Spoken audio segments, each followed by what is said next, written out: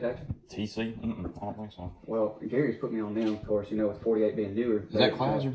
Is that yeah, police yeah. officer? Yeah, I know what you're talking about. Yeah. And I contacted him Tuesday and asked him if he could make me an appendix carry holster with a mag clip attached to it. And he's like, he said, I ain't never done one for the 48 with those together, but I can do it. And I said, when can you have it done? And he said, probably Friday. And I said, how much would it be for that and to have two done? And he said, I can have them done Friday. And it's like $110 for both. Really? And he called me yesterday, had them ready to meet me. They talked highly of them at Gary's, and I mean, I'm pretty impressed. And this is who now? JT? What'd you TC Holsters out TC Holsters out of Manhattan. Nice. And so I gave them a good review on Facebook. Oh man, that looks great. That looks awesome. And you got $110 for two of them. Two of them. Wow. So I'm going to go through some of the holsters that I use. So I think a lot of people have a misconception that you have one gun and one holster. One holster just doesn't do it for me. It may do it for you because, you know, your job, the way you carry is a lot more simplistic. Right. I should introduce you first. Will, tell T3 folks about yourself. What do you do for a living? What made you choose the 48 just in a sentence? So. All right, so for a living, I work part-time at Neighbors Home Center, and then also am a youth minister at Oklahoma First Baptist Church. Went through T3, I think originally, it's been probably a year or two since I originally went through the class, and then went through refresher probably 2 months ago, something like that. During that refresher, I wanted to shoot Alberto's 48 just to kind of see the difference between it and my own gun.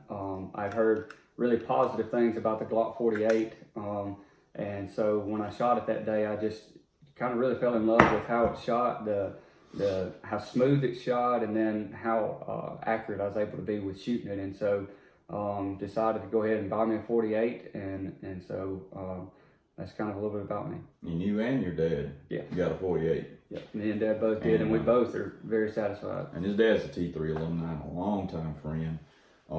So I talk about all the time about T3, you know, has a lot of influence on our students, and they kind of follow our lead.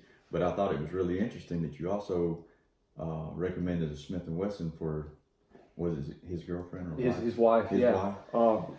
Yeah, she, you know, I was kind of between two different guns that day when I went in to buy the 48.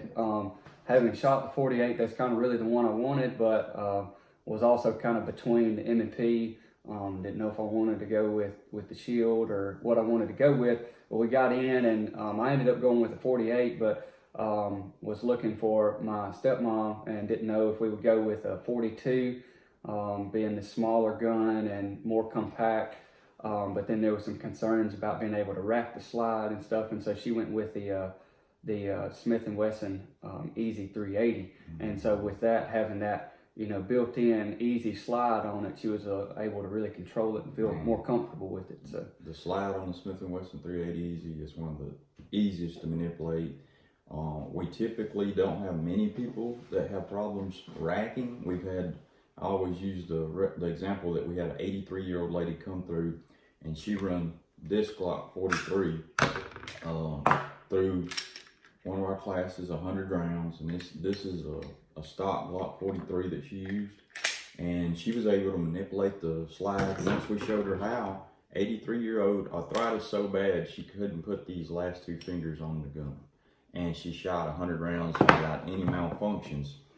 That is a testament to how good the action is, and of course the 48 has got the exact same action.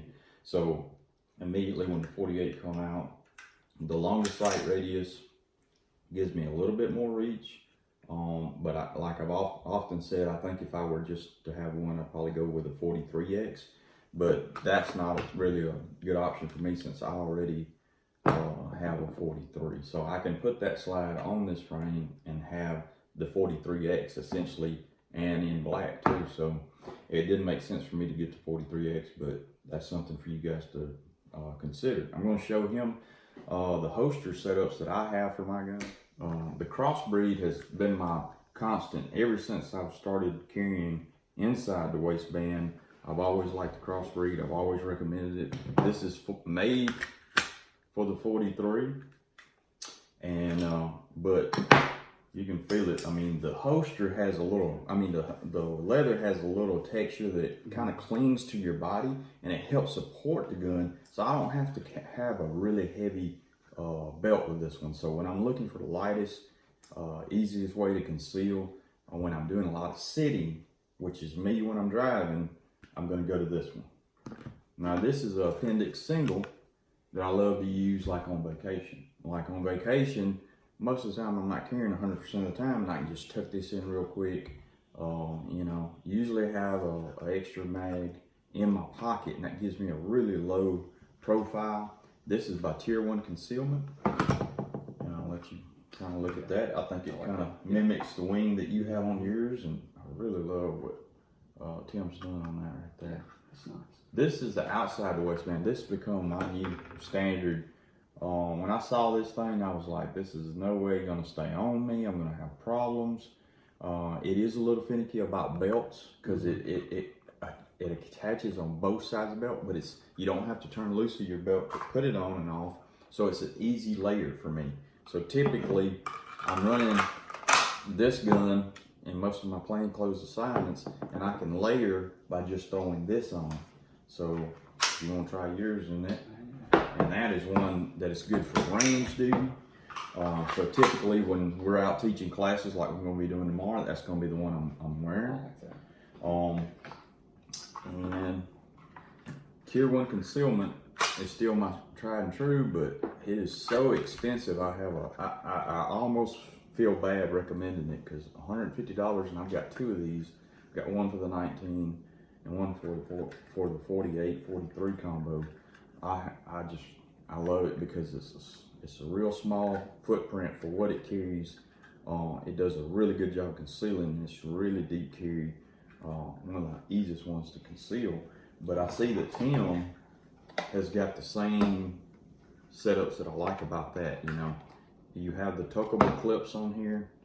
You have the membrane that gives you, you know, the movement, the flexibility that gives you the comfort out of this. I'm going to say you have better movement than you have this because typically all you have is this movement.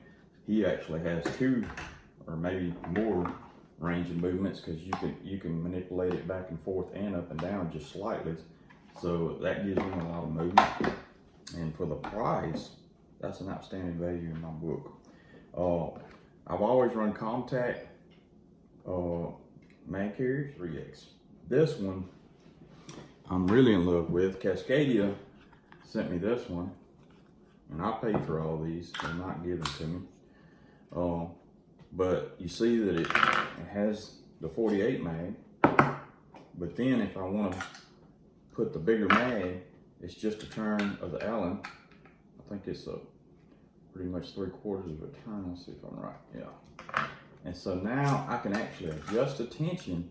This will fit from my SIG 6 365 all the way to Glock 19 mags. And right now I'm really doing a lot of work with transitioning into another pistol because now that we have so many small pistols in my SIG 365 and this one carries so easy, I can carry both these guns about as easy as I can carry a gun and 2 extra mags. Now what is the benefits of having 2 guns? If Will happens to be around and I get into something, he happens to not have his weapon, I can put a weapon on him. I know what he can do. I trust him, you know, and I trust his judgment more importantly. So how many rounds have you put through your Glock? It's hard to say, probably roughly 75 to 100 already. So, great. Yeah, the first day we got it, we went and shot, and we put some rounds through it pretty quick. And then also in addition to that, just last night and the night before, kind of working with it, I try to do 25 to 50 trigger reset practices just a night, just to kind of to know where that tension point is and to know when I pull my weapon exactly where I'm at and when that gun is going to fire. So just getting comfortable with that. And so I'd say probably anywhere between 50 to 75 rounds and then, 50 to 100 trigger reset drills. So. That's awesome. That's great. I appreciate you doing this. I kind of sabotaged this morning. That's my MO. If you come to my house and shoot, you liable to get videoed. So you got to be ready. You can stay out and just do 2.